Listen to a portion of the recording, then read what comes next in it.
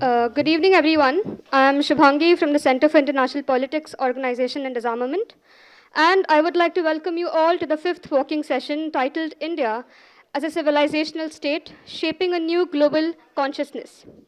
This session seeks to reflect on India not only as a modern nation state, but as a civilization with deep historical, cultural, and philosophical continuities. In today's world of shifting power dynamics and global challenges, India's civilizational ethos, rooted in plural traditions, intellectual inquiry, and spiritual dialogue, offers unique perspectives for shaping a new and inclusive global consciousness. It is our honor to welcome the chair of this session, Professor Heeraman Tiwari, a distinguished scholar of Sanskrit language, literature, intellectual history, and philosophy, and the chairperson for the Center for Historical Studies, School of Social Sciences, JNU. We welcome you, Professor. Okay. And our esteemed panelists are Professor Anand Ranganathan, who teaches at the Special Center for Molecular Science, Molecular Medicine, JNU. His research expertise is in the area of directed evolution and pathogenesis, with special emphasis on tuberculosis and malaria. He is also the consulting editor of Swarajya. Welcome, Professor Ranganathan. Professor Awadhesh Kumar Sharma is a distinguished academician and senior advisor at Shilab International Social Service Organization, New Delhi. He was formerly professor of English at the Bhagalpur University and head of the Department of English in the Faculty of Language at Sana University in Yemen. We welcome you to our panel, Professor Sharma. Shri J. Sai Deepak is an engineer turned senior advocate at the Supreme Court of India and is also an author. He has carved a niche for himself as a litigator in civil, commercial, and constitutional matters and has been involved in several landmark cases. He is well known for his prolific writing on constitutional issues. Welcome, Mr. Sai Deepak. I would now request Dr. Vineet Prakash to welcome our panelists with flowers and mementos to mark this occasion.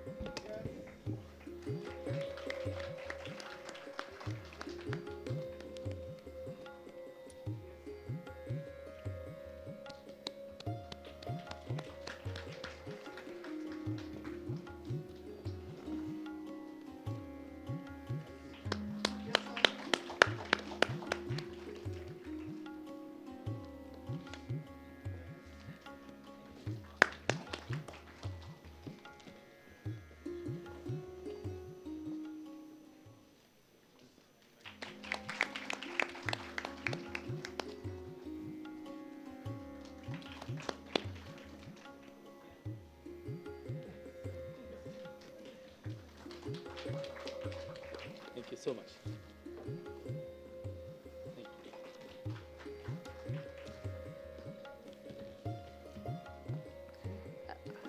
I would now like to request Professor Tiwari to take over the session. Thank you. Thank you very much.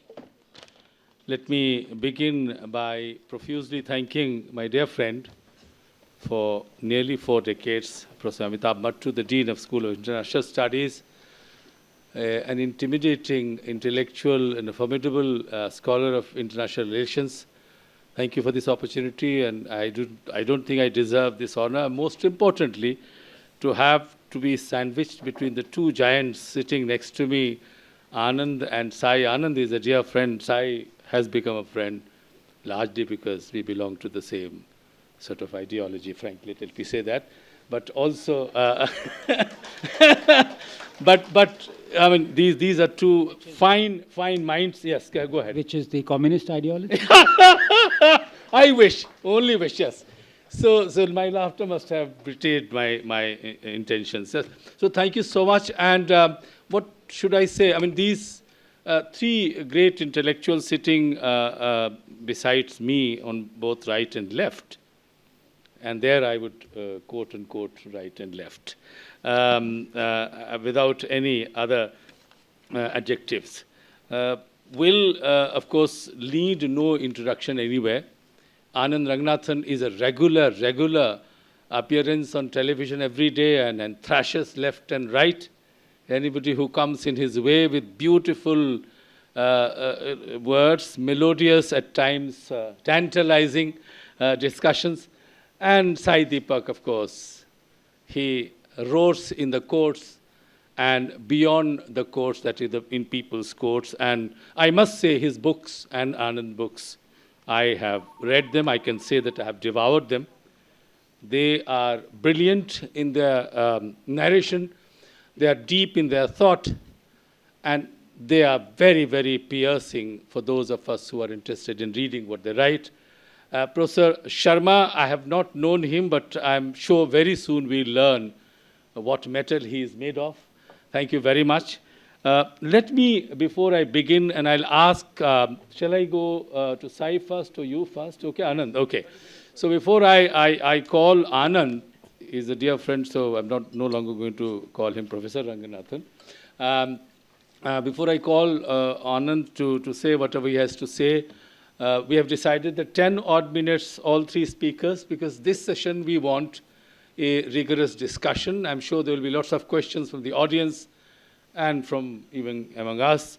But I wanted to give 2 points, and I wanted to advertise my dear friend Amitabh Mattu's book. The reason being that, it's not that whatever the quotations are there, they're not known to me. They are refreshing read, the kinds of translations, interpretations, because this is a reading of the Mahabharata. And therefore, I wanted to quote from here to set the discussion in motion, because I suspect what Anand and Sai are going to speak, maybe they'll disappoint me today, and I would love to be disappointed or dismayed even. That there is an order that is discussed largely in the Indian scriptures, Indian civilization. I wanted to say that Indian civilization does not need anybody's recognition, although many of us are hankering for identity. Anand, Sai, and I also feel we don't need to seek an identity. But because we live in a world where we are competitive at times, we see that we need to be recognized. But I at least draw inspiration from the inscriptions and literature. In this case, this is the study of the Mahabharata that Amitabh Mattu brought out 1.5 years ago, nearly 2 years ago. Strategic Choices, Ethical Dilemmas, Stories from the Mahabharata, my most favorite book. The reason being simple. Let me read out one verse which he has interpreted along with his co-authors. I understood it slightly differently. Nevertheless, here I'm not going to discuss how he has delineated the meaning coming from it. And that is going to set the order both for the discussion and also the order that it envisages of the universe. That is, Asmin Mahamoha Maye Katahe Surya Agnina Ratri Devaindhanena Masastu Darvi Parighattenena Bhutani Kalaha Pachati Tivarta. There is a very famous line, Kalaha Pachati. This comes from the Rig Veda. But of course, then Mahabharata picks it up and says, it talks about the order of the universe. And that order is connected with 2 terms, which Anand and Sai and Professor Sharma will appreciate, Dharma and Rita. Dharma is a very elusive term. Often it has been interpreted and translated very casually and lazily as religion. I reject it completely. Dharma literally means a kind of order which is based on Rita. These 2 terms sometimes are used interchangeably in the Ramayana, in the Mahabharata, in the Upanishads. And the definitions are very clear, both here as in this Mahabharata and in the Ramayana, and they become later on a little hazy and expansive as the literature moves on. But what it says, the order of the world, kalaha pachati, the time cooks. That's the literal translation of this thing. And what is that time? It cooks in this gigantic cauldron of the universe. Maha Moha Maye. A gigantic cauldron which is full of illusion. That's the universe, world. Kataha means kalahi, literally. And what are its ladles and elements with which it cooks? The day and night are its fuel. And the months and the seasons are the ladles, because you need to stir the world in order to bring about an order. And that order emerges from Rita and takes the shape of Dharma.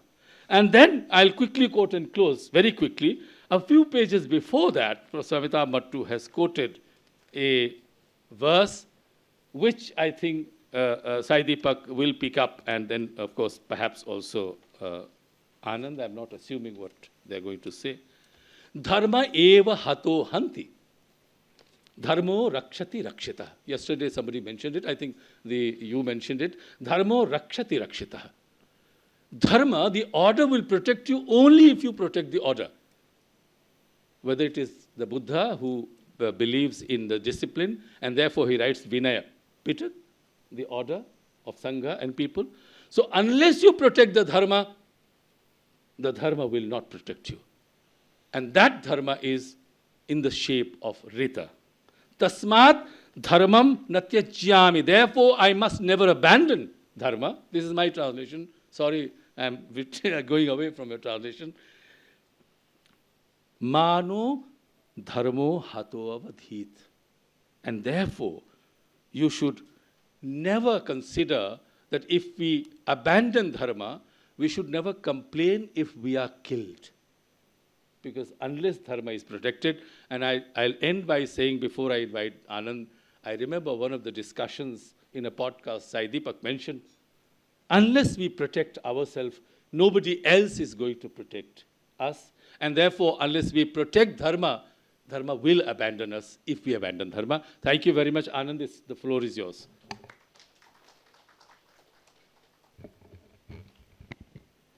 Good evening, everyone. Thank you so much for inviting me to this absolutely august gathering. It's a pleasure and an honor, and also to be sharing the stage with absolute giants from whom I'm learning constantly. And thank you, Heeraman, for that introduction. I'll give you my wife's mobile number. If even 5% of the compliments you have given me, if she gives me, my condition wouldn't be. Oh, yeah. Yes, my condition wouldn't be like this.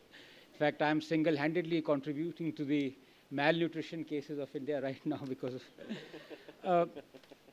It's an amazing, incredible topic to put one's views on if you think about it.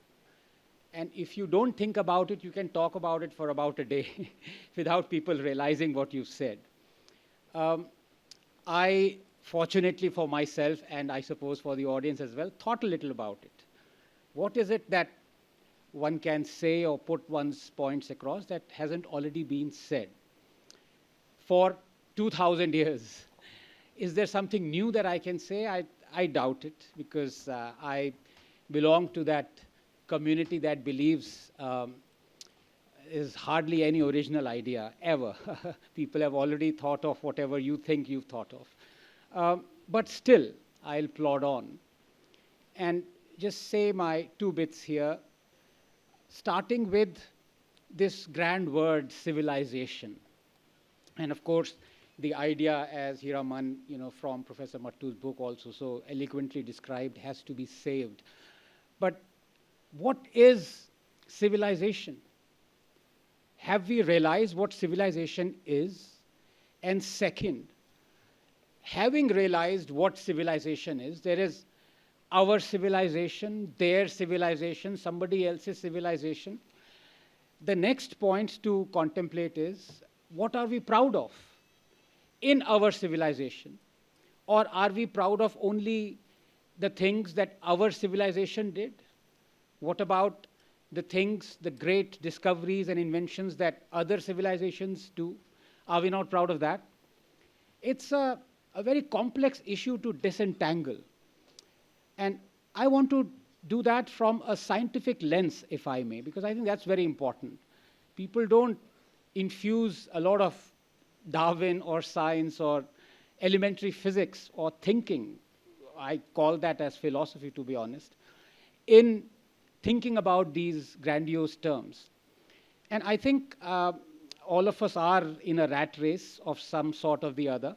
But if we sit back and think about the last 500, 600 years, which is absolutely nothing in the evolutionary timescale of 14 billion years, we'd realize that we're constantly expanding. We're expanding from one system to the next, increasing our population, one town to the city, to metro, to one nation to the others. We are constantly expanding in our thoughts. Each of our disciplines is expanding. We're not contracting. We're constructing all the time. We're not deconstructing. And if we were to deconstruct, if we were to use that lens of deconstruction, we'll come at a completely different answer to what I dare say the four of us have possibly thought of. And Heeraman already alluded to one. He was being complimentary I won't use the word pigeonholing, but labeling, you can say, in a positive sense. When he says, I share somebody's ideology, I really don't know what is to be shared in any ideology. I really don't, from this lens. And I think my guru in that sense, of course, the overarching guru is Darwin, but in this context, the guru has to be Hubble. Because it was Hubble who taught us expansion is not everything. You need to go back, you need to travel down the cone to the point of the cone where you contracted to such an extent where you had the space-time singularity, the birth of the Big Bang. And it was through Hubble shift and his redshift experiment that we know the age of the universe, that we know that the universe is always expanding. But if you were to contract, you would arrive at that profoundly philosophical concept, which right now we call as the Big Bang. But beyond that, if you were to contract, you would realize that people who are talking about their civilization, people who are proud of the discoveries or inventions of their civilizations, are complete products of pure chance. If I am proud of Indian civilization, it is pure chance that, two cells decided to meet and Anand was born in India. If I talk about India, if somebody talks of Persia, if somebody talks of Ethiopia, that's in the last 2,000, 5,000 years. We never talk of that event that happened in the primordial soup 3.5 billion years ago, when you had a few elemental units of life, as were shown by the famous experiment in 1953, where you created the atmosphere of primitive Earth and you had the voltaic discharge, and then you suddenly found out that you could actually get nucleic acids and amino acids, and then suddenly from there, you could actually, going by Jostak's protocell, going by William Stemmer's sexual PCR and genome sequencing, realize that we are actually products of complete chance. That few elements got together, and then you had building blocks, and then you had nucleic acids, and then you had replication, protocell, and from there, we are here. What should we be proud of then? That's not my, oh, okay, right. For a second, I thought it was my wife trying to find. What are we proud of? I mean, when did I, as an Indian national, stop thinking that I was an Ethiopian? Why are my ancestors Hindu and not Lucy?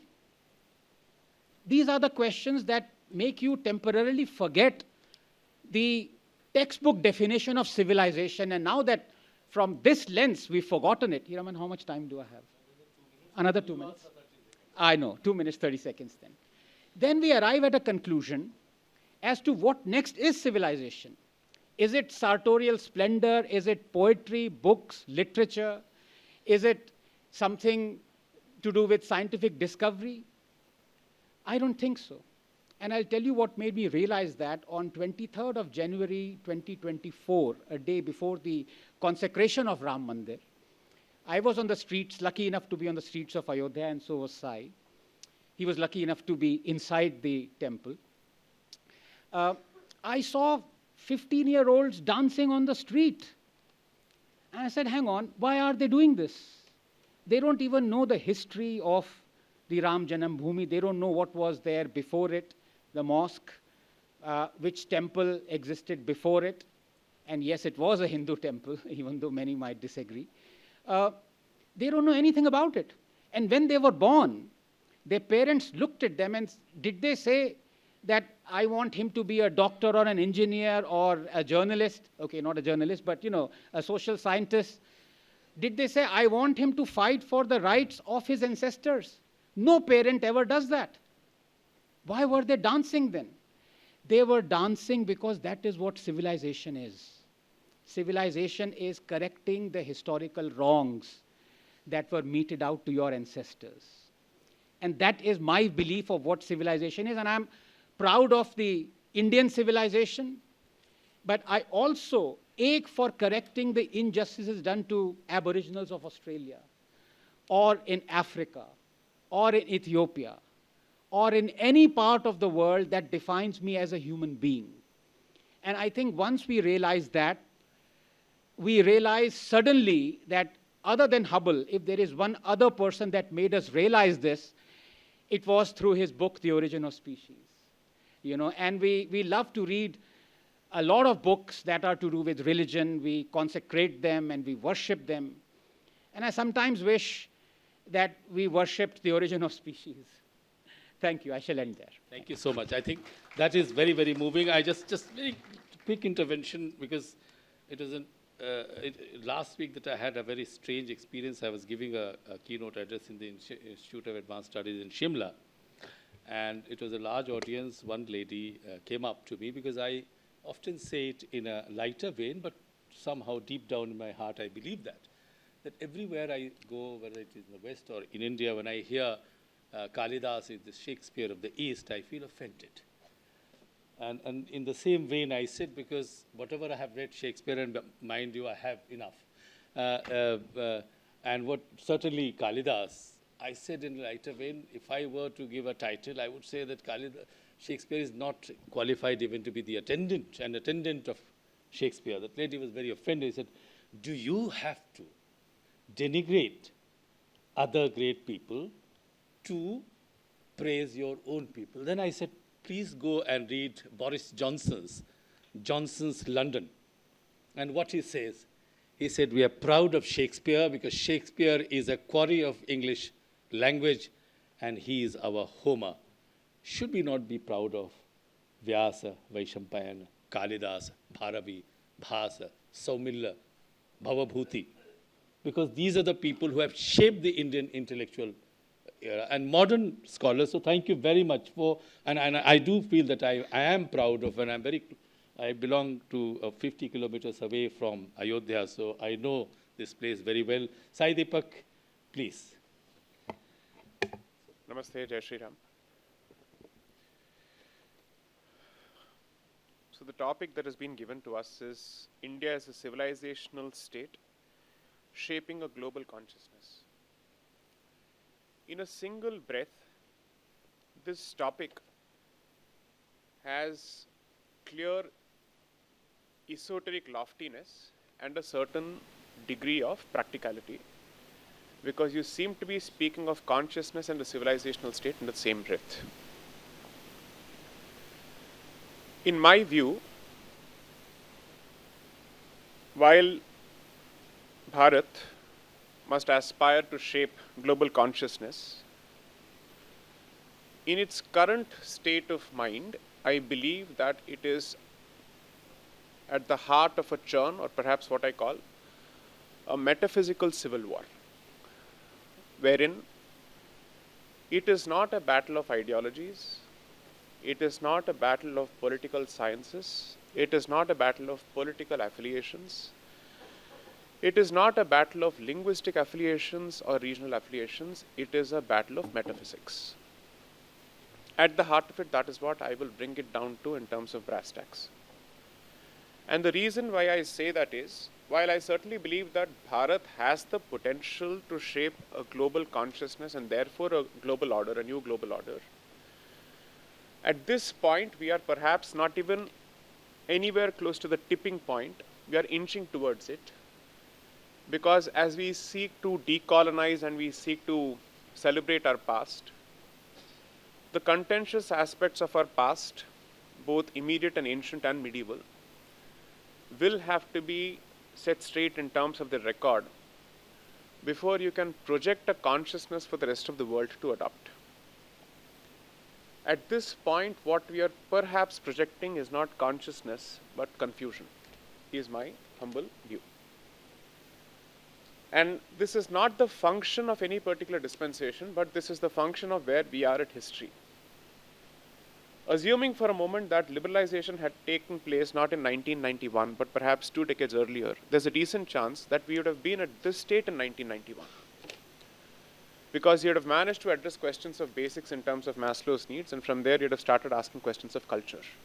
So this question has started raising its head or rearing its head almost 70 years after independence, which I think is a tad bit too late for a civilization that wants to call itself the oldest and perhaps the wisest. That we'll see how wise it is as time goes by. In my view, there are 3 or 4 things that we may want to consider before we proceed to shape global consciousness, which is to ask ourselves, what is the consciousness of the Bharatiya civilization in the first place? And here perhaps there are a couple of principles and, let's say, building blocks that I'd want the audience to consider. Bharat is fundamentally a fusion of a pantheistic metaphysics and a henotheistic metaphysics, which means it sees God in all things, it sees Parabrahman in all things and the supreme consciousness in all things. And therefore, from there it comes down to the level of henotheism, wherein it believes in the universality of a particular supreme consciousness, but it believes in polytheism in action, which is to say that it is monotheistic in principle and polytheistic in fact, to put it in the words of Max Muller, because that's how he defined henotheism. Which means while there may be one universal truth at the level of metaphysics and philosophy, at the Vyavaharik level, and by the time we come down to the level of practicalities and application, those manifestations become individual, they become different, and therefore diversity in expression is to be expected at that particular level. This civilization cannot be understood without its own arrangement or without its own understanding of metaphysics in the first place. Therefore, civilization is only downstream of metaphysics. So you start with metaphysics, from there you go to culture, from there you go to society, and from there you go to state, and from there you go to the Vishwa. That is the order. And just so that I get this right, this is to tie into what Mr. Tiwari or Dr. Tiwari actually suggested. Metaphysically, we believe in the concept of Rita. That is something called as universal good or bad, or universal morality, or the morality of the universe in that sense, if not universal morality. Second is, from metaphysics you come down to religion, which is a crude approximation for dharma, very crude approximation for dharma. So metaphysics to religion, Rita to dharma. From religion you come down to society, therefore from dharma you come down to Rashtra. From society you come down to state, and therefore from Rashtra you come down to Rajya. From state you come down to the world, and therefore from Rajya you come down to the Vishwa. This, I think, is the order, which is Rita, Dharma, Rashtra, Rajya, Vishwa, metaphysics, religion, or yes, religion, culture, society, state, and the world.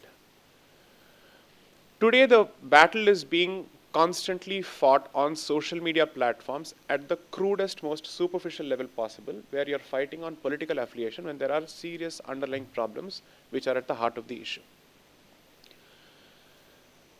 In my view, the fight is between monotheism versus pantheism and henotheism on the other hand.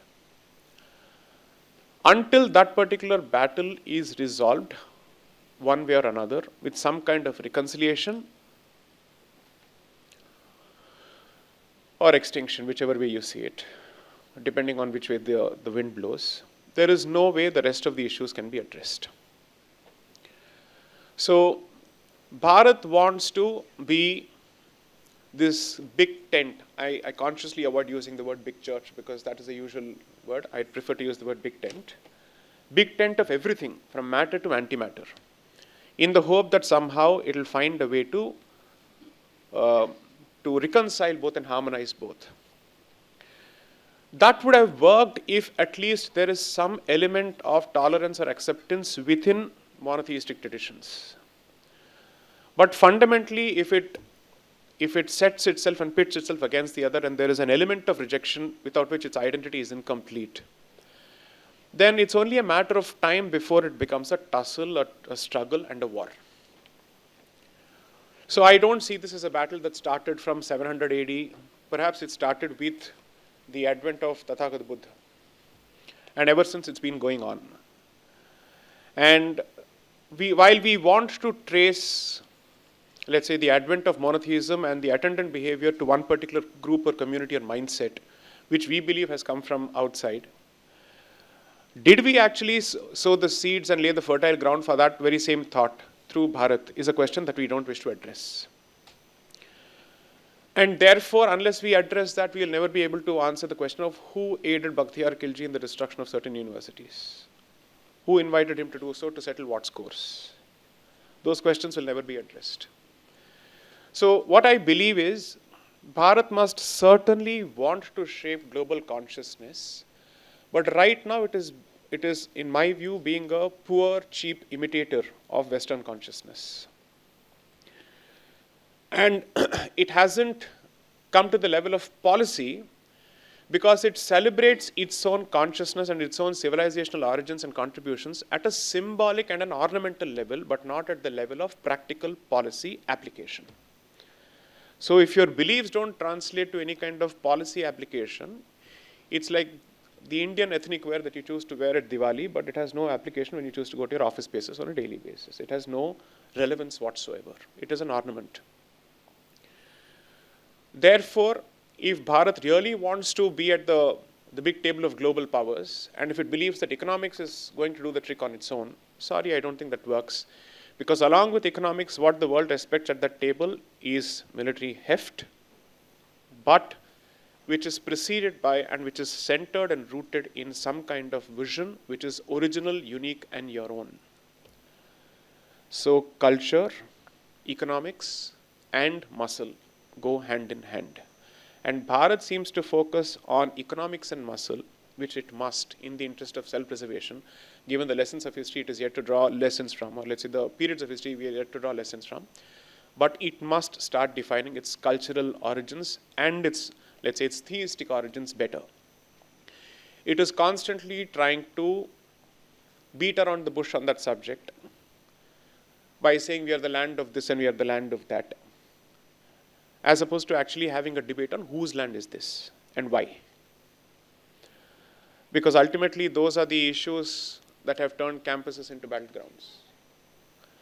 And if you do not have the guts or the gumption or the reed ki haddi to discuss those issues internally, आप वैश्विक तौर पे क्या discuss करेंगे वो तो मुझे नहीं पता है, because they are not going to sit tight and wait for you to preach gyan to them. So maybe, in my assessment, the next 10 or 15 years, we'll see two things. Bharat's economic rise and its confidence being a thorn in the flesh of quite a few powers, both in the East and the West, and who you think as friends may not turn out to be friends ultimately. And you will realize that until you have the ability to go on your own, you won't have the ability to reshape the world or the global order. And simultaneously, there will be a raging battle in all parts of Bharat, played out at the metaphysical level and the physical level. Now, this won't be a linear equation, because history never works in linearity. It is never in seriatim. This will be non-linear. So while you address external challenges, you will have to constantly address the raging fire within. And in my view, External threats are easier to handle because there is some way of pinning the tag of the other on the external person, and usually translates to territorial aggression and economic aggression. The internal battle is the deeper battle because the introduction of a Trojan virus inside the heart of Bharat's consciousness is what has been playing itself out, according to me, for the last 2000 years, not 1400 years or 700 years. So until that Trojan is addressed, which happens to be the root of all intolerant traditions, we will continue to water that particular Trojan in the belief that it will coexist. Some of the most vociferous movements in this country and divisive movements in this country are not funded by our friends on either sides of the Atlantic. They are funded by entities which are to the east of Russia. And that is something that we may not want to address. And east of Russia is not necessarily America. There is another country in between, which we think is our friend. Because we define friendships on geopolitical basis, on territorial basis, on military basis, on economic basis. But we still don't have the clarity to define who is a friend and who is an enemy from a cultural perspective. So someone can be a friend geopolitically, but ultimately could be your metaphysical adversary. And that clarity is important. Grateful. Thank you. What a logical and very rational interpretation. That also, I take it that it is not only just an advice, but a warning what we should do as far as Bharat's civilization is concerned. And what you said, the three words which will resonate, I think, in the audience as well. What is the original, what is so unique, and what is your own. Thank you very much, Sai Deepak. Without wasting any time, because we do want some time at the end to have a freewheeling discussion. Professor Sharma, please.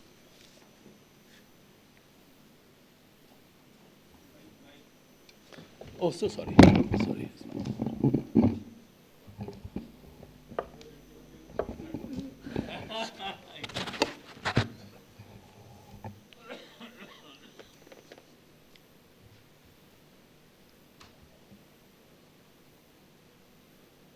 I'll begin with the last part of the topic, how to shape global consciousness. Now, I happen to teach in a university in Arab for 22 years. But out of these 22 years, only once a group of 3 students, they pestered with me, asking me to get converted.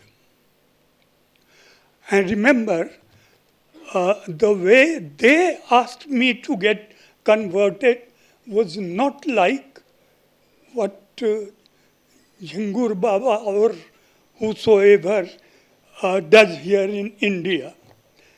Very politely, very affectionately, I asked them, why do you want me to get converted? And they said, you know, you are such a nice gentleman and you won't go to heaven. So we want you to go to heaven. I said, okay. And then I had in my bag a magazine published from one of the centers of Ramakrishna Mission. And at the back of that magazine was a quote from Vivekananda, which said, I want to take humanity to a height where there will be no Veda, no Bible, no Quran, and yet all the values enshrined in these scriptural texts should be there. I made them read that, and they were intelligent, they understood. And they very politely told me, sir, this is something which no Muslim can understand. I did what you asked me to do to promote global consciousness. Now, what is global consciousness? Consciousness, first of all, I came across this term in one of the essays of Virginia Woolf, who said, life is not a series of gig lamps symmetrically arranged. Life is a luminous halo, a semi-transparent envelope surrounding us from the beginning of consciousness to the end. Just one consciousness. There was a scientist who said consciousness is singular, of which there is no plural. So it can't be my consciousness and your consciousness. It's our consciousness. It's human consciousness. Chandogya Upanishad begins with a verse which can be translated as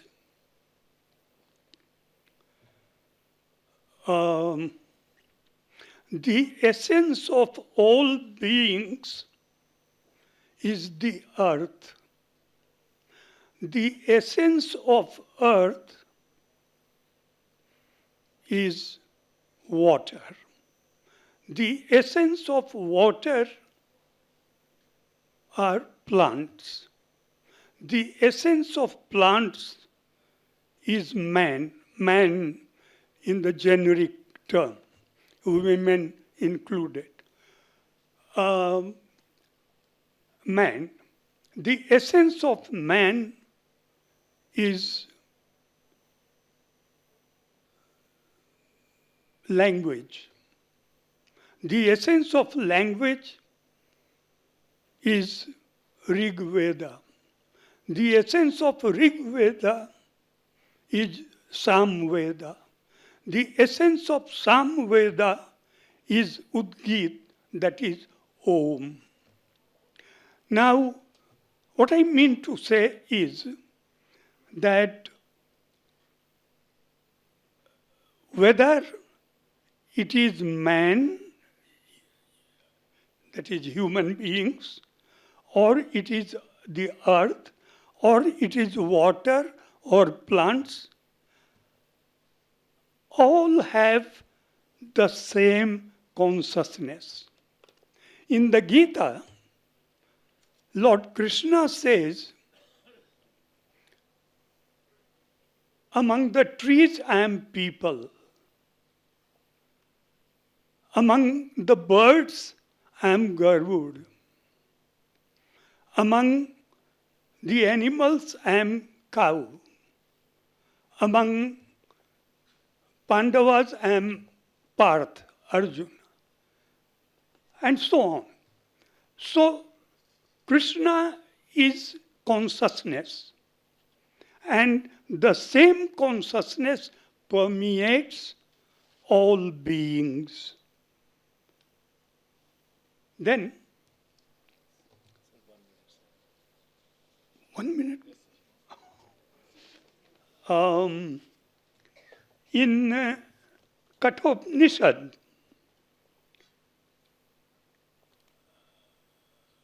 the term used for consciousness is Brahma. And it says, Esa sarvesu bhutesu. He is there in all beings. In Chandogya Upanishad again, Sarvam Khalvidam Brahma. All that there is a manifestation of Brahma. And in Brihadaranyaka Upanishad, Yagyavalk says to his wife Gargi, O Gargi, that one universal, imperishable consciousness has penetrated everything in this universe. So that one consciousness, we may call it global consciousness. So, Thank you so much. Thank you so very much. This is such a treat. I wanted to go on listening to you as you were, paraphrasing those verses. They were ringing in my head. I just want the audience to have their chance. And we, without any wasting any second, I want people to identify themselves very quickly and ask a short and pointed question. No interpretation, only questions if they have. If you have no questions, please don't ask. Yes. Good evening, sir. And identify the person you want to ask. Good evening, sir. Except me. My question is addressed to Anand, sir.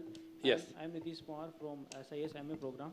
As Anand, sir, has rightly mentioned that humanity has common origin somewhere back in Africa. So my question is that what salience does the debate around Aryan invasion have in India, given the fact that everybody came from Ethiopia?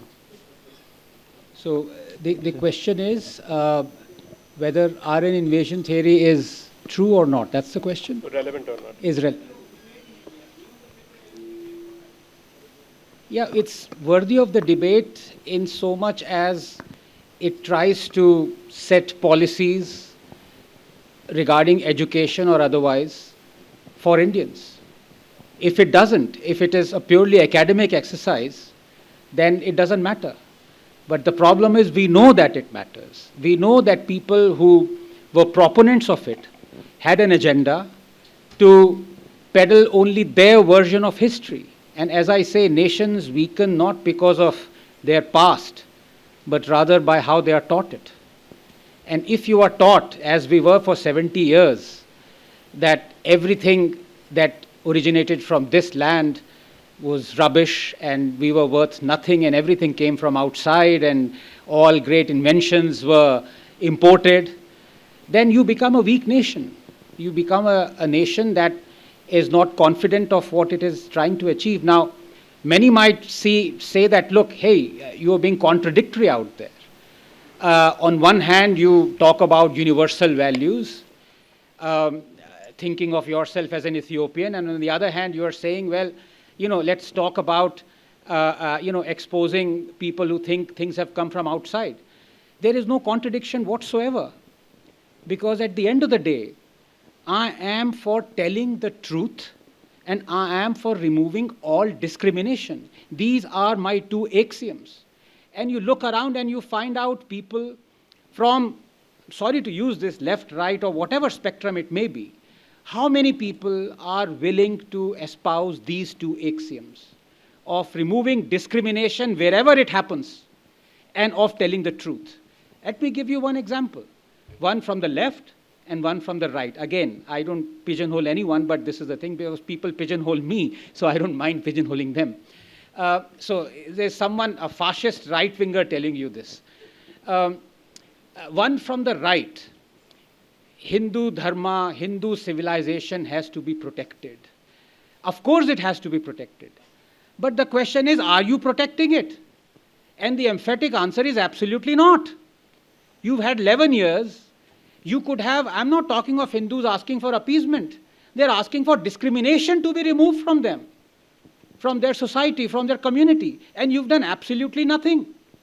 I'll give you a few examples if people think I'm talking about in abstract terms. Why is it that only Hindu-run schools have an obligation of having 25% reservations for the economically weaker section? Why do Muslim-run schools or Christian-run schools don't? Can any of you, I don't want to label you as people coming from some religion or from ideology, doesn't each one of you feel that that is discrimination right there? What have you done to remove that or ask for that to be removed? So, you know, when the people who say discrimination should be removed, Hindu civilization should prosper, they themselves are not doing it. And finally, 30 seconds. Yes, 30 seconds. From the I've taken an example of a hypocrisy from the right. Of course, I have to talk about the rampant hypocrisy from the left.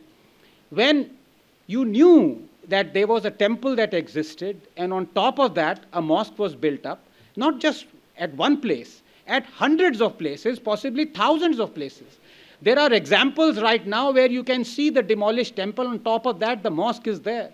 There are places where you have buried broken idols on the steps so that people who are going inside to pray at a mosque can trod on them. You've seen all that.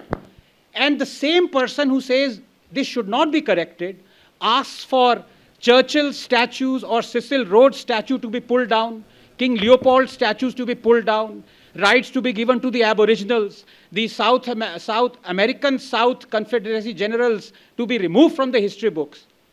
The same people say that this barbarity should continue here. So it's very simple for me. There is no contradiction. You have two axioms. One, you tell the truth, put the truth on the table, and you remove discrimination. Thank you so much. And how so much we wanted to hear more questions from Sai Deepak, but the time has told us, no, we can't move any further. So thank you very much. And thank you to my panelists, Sai Deepak, Anand Ranganathan, and Awadhesh Sharma ji. Thank you very much. And thank you, the audience, for listening to us in a rapt attention. Thank you.